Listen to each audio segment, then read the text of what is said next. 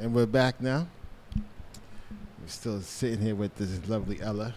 At this lovely space, Cafe Naka, Cafe Nalka here in Old Town Mombasa. of Ndiaku. If you're just wondering where Ndiaku is, like if you're just coming down from Fort Jesus, just the right, it's gonna be on your right, and then going down to the Your right or your left? to your left. Your left. To your left. Then you go down. Your other right, but to your left. Yeah. You go down. Yeah, Ella, how do you personally stay grounded? You know, you have any rituals or practices or spaces or people that you like to be around when you know it's that time to come back to self after being out in the world and giving your energy when you're doing your counseling and your not counseling, your coaching, you know? So it starts with every morning. I wake up, I give a lot of gratitude. I'm happy to be alive, to be well, healthy. Always. At least 3 things I must be grateful for. And then I pray, meditate, do my shadow work. And I ask myself, what is it that who do I want to serve today? That's the question I always ask myself every morning. And then before the end of the day, there's always someone or something I'm serving some way, somehow. And that already makes me feel like really good.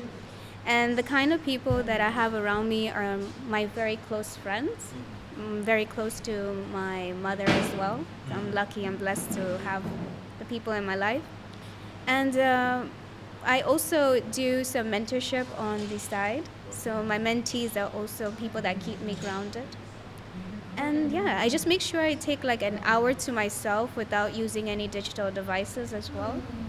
Very, very important. That's rough in this life. It's tough, but it's very necessary. When you just keep your phones and laptops away for even 10 minutes, there's a difference. Yes. Yeah. Yes. So I just remind myself of those things. So you mentioned something, you do your shadow work. Yeah. And in this day and age, that's almost like a wellness buzzword, a health buzzword, shadow work. But a lot of people may hear it but not really understand what that means. So can you go a little bit deeper into what exactly, from your perspective, what shadow work is, and if you don't mind sharing something that you may do Okay. during that process? Shadow work is when you're asking yourself the questions that you've been hiding, the darkest parts of yourself. If someone triggers you, you have to ask yourself, why does this trigger me? What is it about this person that has triggered this thing inside me? Why did I act the way that I acted? The parts about you that you were taught to hate, you can choose to relearn how to love them as you work on yourself. So shadow work is basically working on the parts of you were taught to hate and basically relearning how to love yourself again with a lot of compassion. A lot of compassion, giving yourself grace as you work through your issues and not running from it and confronting them, basically. Not running from them and confronting whatever you're going through. Like not trying to hide what it is, Yeah, because a lot of people talk about my inner demons, my inner this, but you gotta face them at some point. You gotta face them. You gotta don't be afraid of your inner demons, your shadows. They're there to tell you something. And they're part of you at They're the end of part the of day. Yeah. So you gotta deal with them. That's thank you for that explanation, because you hear that buzzword a lot, especially on social media. Do your shadow work, but people really don't actually break it down unless you go behind a paywall and get something from them. Good, yeah. So being a female on the coast here, a woman on the coast, how has that influenced you and who you are? A coastal woman, Kenyan coast. So coming back to the coast, I learned to appreciate, our culture, our traditions, the people, the hospitality. There's, like I said, home is home, and there's some things that you will always miss even when you're out. Yes. And what I noticed about coastal women is that what I feel I wish to see more of is them to get more out there and to stop thinking about or stop letting society box them into like one place, and that they don't have to carry what other people tell them that they should be, that they're actually free. They're not boxed in as they think.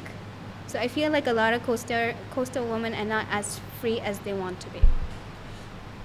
What, in your opinion, created that box? Is it the culture, religion, mixture of both, or masculinity?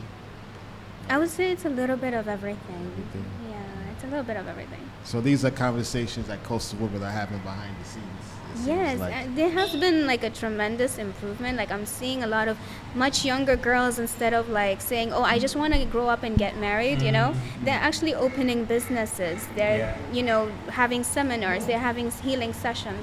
So there's definitely a rise of that. Okay. I just wish for others, like we would get to like more women, and that they feel like they're more than just being a mother and a wife. And The traditional role. yes, Yeah. Traditional house builder, Yeah. housemaid roles. yeah. Yeah. Are you getting backlash from the culture because of that?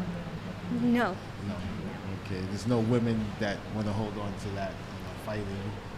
Women can do whatever they want. Or If maybe men. men, of course, they'll have a problem with the way I speak sometimes, and they wish that I could just be like, easy to control. I guess some of the men, but I can't. I'm a free bird. Got you. Yeah. In a small package. That'd be the powerful ones too, man. So just take it Yeah, easy. you know what they say about tiny packages, right? For sure. Well, I like that. I like to hear that.